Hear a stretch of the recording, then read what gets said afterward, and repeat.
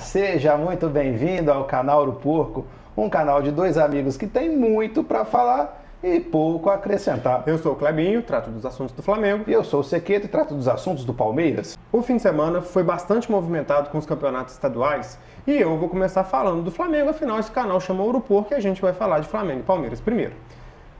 O Flamengo ganhou o seu jogo por 2-0 com as estreias dos seus jogadores titulares.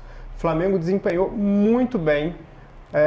A torcida ficou bastante animada porque o começo do Campeonato Carioca, jogando com aquele time remendado, entre meninos da base e meninos que nem na base eram tão utilizados, treinados pelo meu xará Kleber, não conseguiram ir bem. E aí, estádio vazio, a torcida não acompanhou e o resultado não foi legal. O Flamengo chegou a ser sétimo, penúltimo ali na tabela do campeonato. Porém, com as estreias dos seus titulares no estado de Brasília, o estádio não ficou lotado, mas já tinha mais apoio da torcida para poder ver o que o Flamengo tem de melhor no momento em campo, com a ausência ali do Pedro, de alguns jogadores que ainda estão no departamento médico. Sempre me chama a atenção, que o campeonato é carioca, mas o Flamengo ainda não fez um jogo no Rio de Janeiro. Nenhum jogo. E isso parece que vai virar rotina. Cada ano está acontecendo mais, né? Mais, porque vale a pena financeiramente, é um jeito do Flamengo ter mais contato com os torcedores que não são do Rio de Janeiro.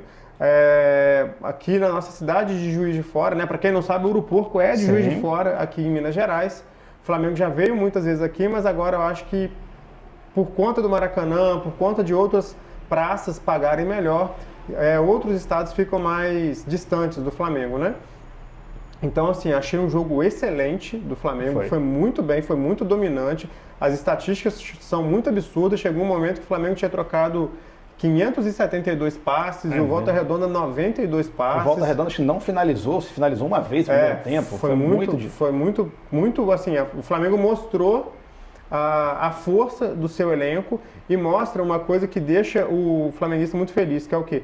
Há um padrão de jogo. Você vê que o Flamengo está bem treinado. Ainda tem os seus problemas técnicos, técnicos não, eu acho que até mais físicos de começo de temporada. O que é normal. Que é normal para todo mundo.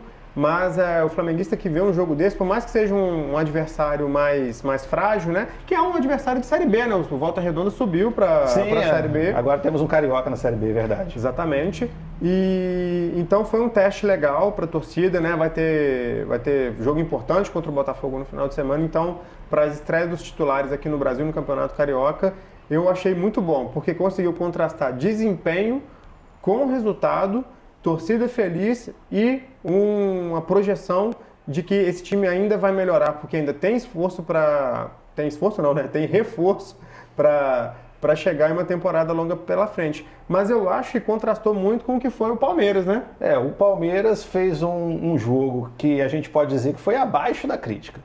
Fez um primeiro tempo até ok, quando fez 1-0 com o Facundo Torres, o reforço que chegou aí na janela no final do ano, o Palmeiras já tinha contratado, que era um jogador que a torcida tinha um pouco de esperança e mostrou algumas coisas muito boas mesmo. Tem potencial para ser um titular dessa equipe, talvez uma das poucas coisas boas desse jogo. E no segundo tempo, o Palmeiras foi de fato abaixo da crítica. Foi um jogo muito ruim do Palmeiras. Até que o primeiro gol do Novo Horizontino, naquele pênalti, que foi um pênalti de um garoto que entrou muito bem também, é outra grata surpresa, porque o Palmeiras tinha alguns garotos para subir, que eram mais badalados, como o próprio Thales, que já fez 2 gols no profissional, fez gol contra o Santos, o Luigi, que já tinha feito gol contra o Flamengo no Brasileiro, do ano passado. O Benedetti, que é o zagueiro que foi titular de novo, não foi tão mal. Eu achei que o Gustavo Gomes foi pior do que ele. Inclusive o Gustavo Gomes já tem que ser mais criticado, talvez ele possa ir o Abel olhar com mais carinho, e o Naves hoje, para mim, pode estar à frente do Gustavo Gomes. O Gustavo Gomes é excelente zagueiro, eu coloquei inclusive no vídeo curto ele como no time dos melhores que eu vi do Palmeiras. Verdade. Mas atualmente o Naves, para mim, está na frente. Eu acho muito legal que o Palmeiras é um time que não tem medo nenhum de usar a base, O Flamengo, o Felipe Luiz é um treinador que veio da base e ainda usa pouco os meninos da base. Eu esperava um pouco mais, talvez um zagueiro subir para o profissional, visto que a gente perdemos 2 zagueiros aí na virada do ano. Então, eu sempre acho isso muito interessante do Palmeiras. O Abel, ele tem essa qualidade, né? Mas o Abel também tem os seus defeitos, né? O Abel, quando ele perde, né? E assim, o Palmeiras não pode perder para o Novo Horizontino dentro. Não, foi dentro de casa, foi na Arena Barueri. Não. Eu já tô cansado disso, sabe? A Arena não tem o Pacaembu, o Palmeiras não podia usar o seu estádio, vai jogar em Barueri, não tem. A torcida não vai. Faz promoção, gente. Você vai colocar R$70 de ingresso, aonde a torcida não vai? Então a torcida não vai mesmo, né? Se uma pessoa que tem que pagar 2, 3 ingressos, mais deslocamento, é óbvio que ela não vai. Então se a torcida não compra isso, o clube tem que criar alguma maneira de encher o estádio. Então não adianta ficar só reclamando. E aí ele encontra algumas desculpas, e aí fala que vai ser o último ano dele, e a gente não sabe até onde isso é só reclamação por reclamação, até onde isso é cortina de fumaça. Mas um dos fatos ele está revezando 2 times. Não podemos dizer que um é titular e o outro não. Por exemplo, o Rafael Veiga jogou nesse jogo. Sim. Ninguém vai falar que o Rafael Veiga é reserva do Palmeiras, né? O Rafael Veiga é titular absoluto, estava nesse jogo. Então ele está fazendo alguns testes, o que para mim é plenamente normal. E ficar criticando o comportamento de torcida, que a torcida vaiando está vaiando o emblema. Não, a torcida não está vaiando o emblema. A torcida está vaiando um comportamento da diretoria, especificamente Leila e Barros. E ela tem o direito de vaiar. Você vê normalmente a torcida insultando quando o time está com desempenho mal, né? A torcida gritar, ei, fulano, suco de caju. Exatamente. Foi um xingamento voltado para a diretoria, né? Diretoria. Não foi um xingamento direto para alguma pessoa. E eu acho que assim, o Abel, ele é, por ser muito vencedor, ele é um péssimo perdedor, né? Exatamente. Ele perde ali em jogo pequeno, tipo assim, que ele é minimamente criticado. Então, eu gosto do Abel como treinador, Sim. Mas eu acho ele um chatão. Cara, eu queria que o Abel, né? A Leila falou que quer renovar com ele até 2027, eu gostaria que isso acontecesse. Mas assim, se ele tá com os planos de ir embora, tudo bem, vai, né? A gente não pode segurar ele aqui à força. Mas ele tem que fazer o trabalho até lá. Então ele tem que fazer esse time render. Ele tem material humano para fazer esse time jogar melhor. Concordo que precisa de reforços, né? Precisa principalmente de um centroavante, mas precisa de um zagueiro também, né? O Palmeiras perdeu o Vitor Reis. Tudo bem que o Naves é um jogador que talvez fosse emprestado, agora já vai ficar, mas Mas cabe mais um. Precisa de mais casca, né? Eu achava que precisava de um zagueiro pronto para ser titular. E aí vai disputar a posição com os outros que estão brigando também, né? Lá no elenco. E talvez mais algum meia. Eu, sinceramente, não acho que precisa trazer volante. Mas se vier um volante qualificado, que possa fazer ali também um papel de segundo volante, também acho válido trazer. Mas o centroavante, o zagueiro, para mim é extremamente importante. E fica claro, quando eu vejo Giai e Mike jogarem no Palmeiras, que o Marcos Rocha ainda é o melhor lateral que a gente tem. Que fase que vocês estão vivendo de lateral.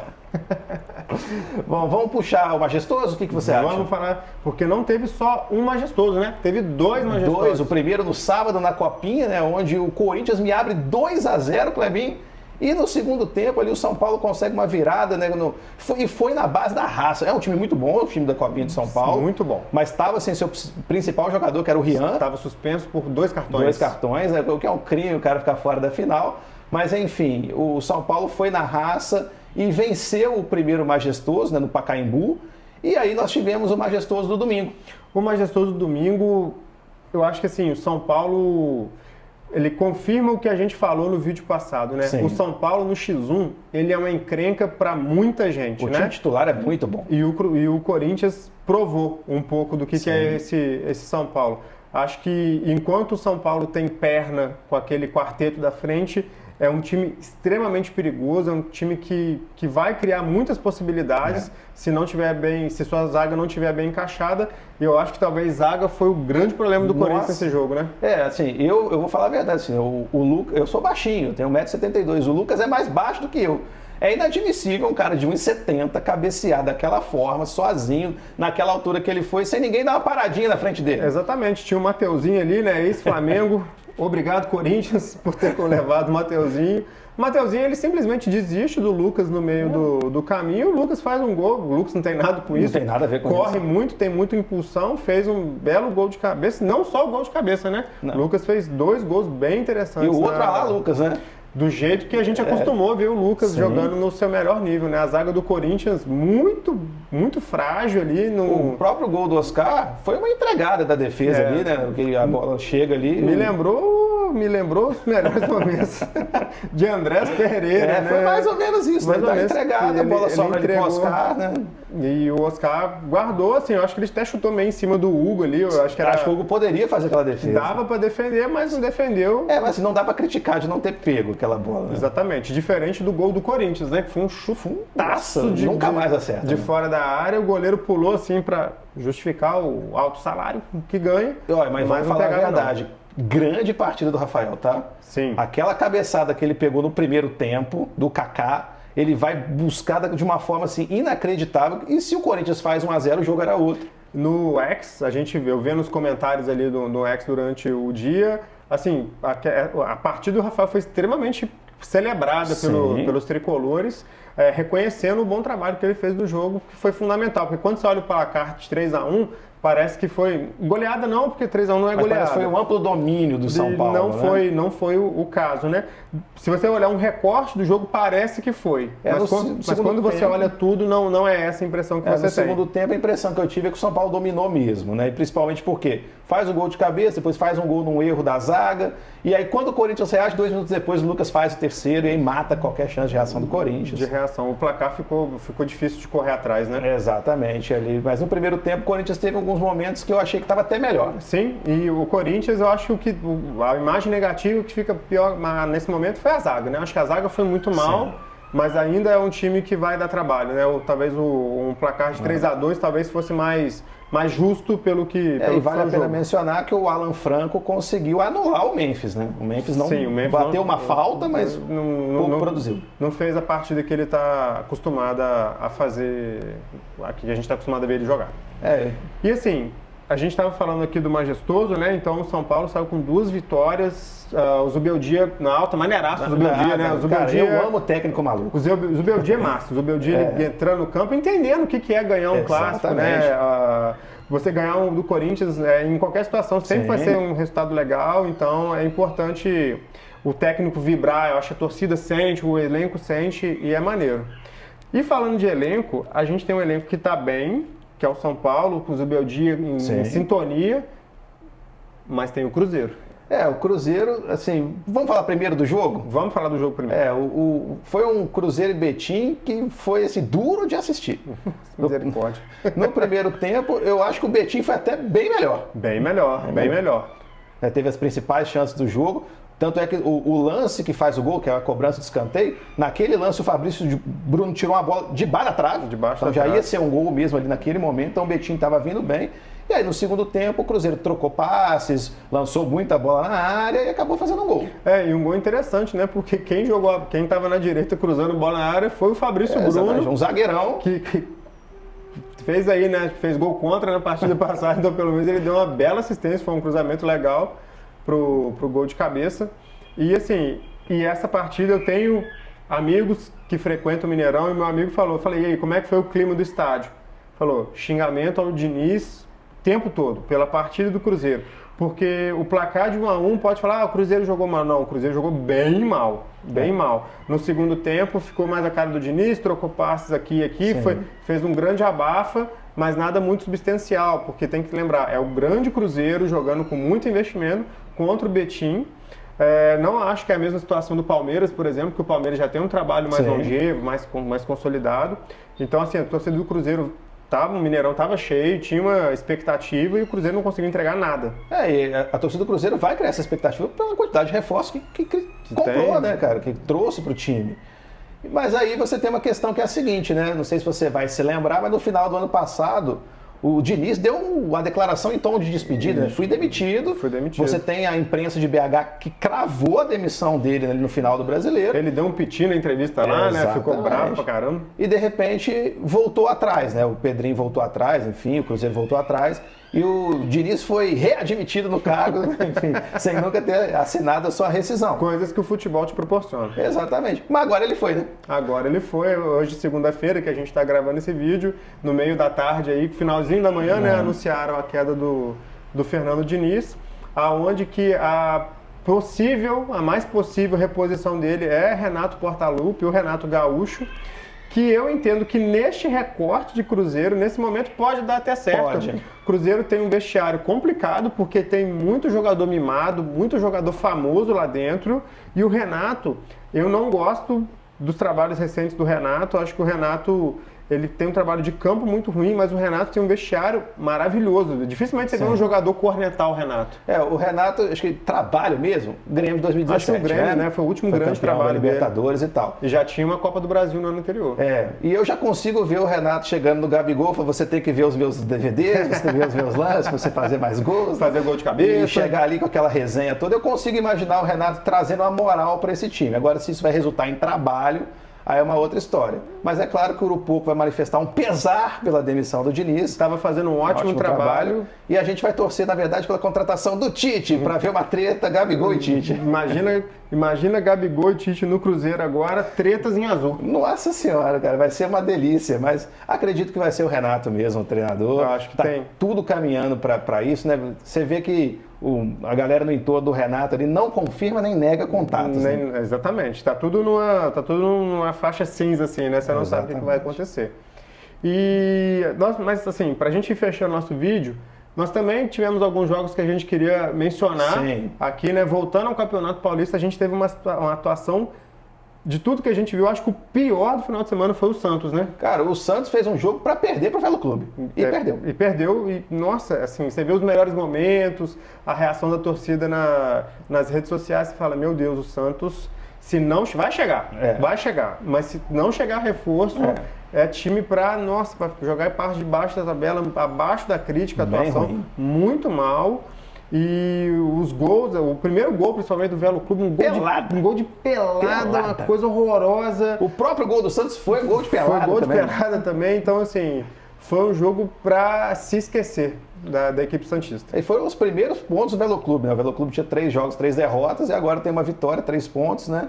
E pelo menos assim, para a torcida do Santos se animar, parece que os árabes estão aceitando liberar o Neymar ali, parece que ele vai abrir mão de uma grana que ele tem a receber, parece que é um bom dinheiro, mas também não quando você fala uma grana, parece que é pouco, né, velho? 350 milhões de reais, é uma coisa absurda, assim. Que ele tem. Mas a gente vai olhar assim, né, cara, e a torcida do Santos precisa desse ânimo, né? Então acho que o Neymar vai trazer esse ânimo de novo para a torcida. É claro que a gente precisa ver quando ele vai chegar, como vai chegar, mas eu acredito que, assim, o Neymar querendo jogar, a gente já falou disso aqui, ele vai ser o melhor jogador do Campeonato Brasileiro, ou o que for, assim, ele querendo jogar. O Neymar, ele aumenta a renda do campeonato, né? Porque todo mundo vai querer ir pro estádio. Se você é torcedor ali do Vasco, se você é torcedor do Vitória, se você é torcedor do Flamengo, você vai querer ir pro seu estádio para ver o Neymar jogar. É óbvio que vai querer.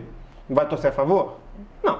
Mas... Até porque a gente não sabe nem quanto tempo ele vai ficar, né? Porque pode ser que ele venha, faça uma ponte depois para um clube da Europa, porque mercado ele tem. Mercado tem. O Neymar joga na liga que ele quiser, ele consegue jogar. Bem fisicamente, qualquer clube aí que esteja brigando pode querer o Neymar ainda, né? Mas eu acho que ele volta também pensando em seleção. Ele ainda é o grande ídolo de quase todos os jogadores da seleção, provavelmente, né? Você falou de Europa e eu lembrei de uma declaração muito engraçada que teve esse final de semana sobre a Europa. No final do jogo do Fluminense, né? O Fluminense empatou o seu jogo e o Thiago Silva ali bastante insatisfeito com toda a situação, falando, minha família está em Londres. Será que eu preciso disso tudo?